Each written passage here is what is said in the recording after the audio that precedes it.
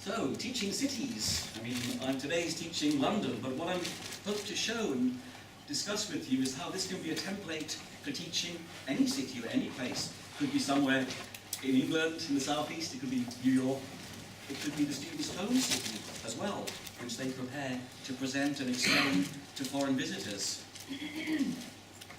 So here, of course, is London as we know it. And this is based actually on a 30-hour course that I give in Paris.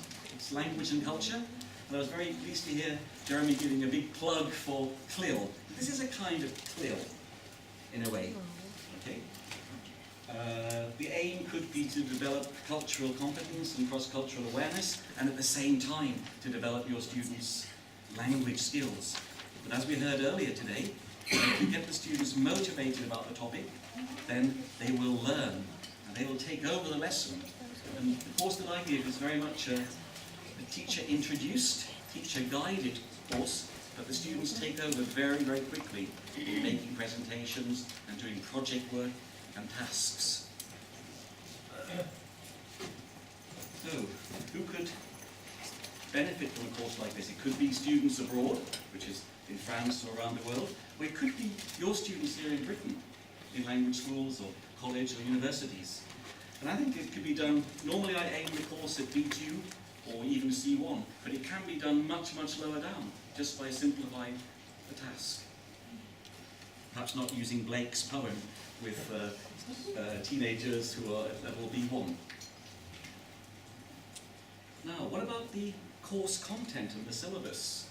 This is very much planned not around tenses and vocabulary, but about different aspects of a city.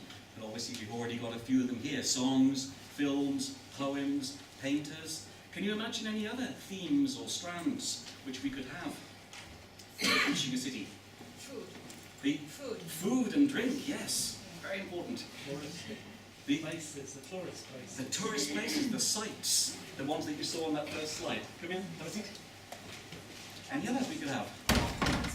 Transport, very important. Identity, what it means to be a Londoner. What it means to be a Londoner, I like that one, yes. Accent, coffee, estuary. What else?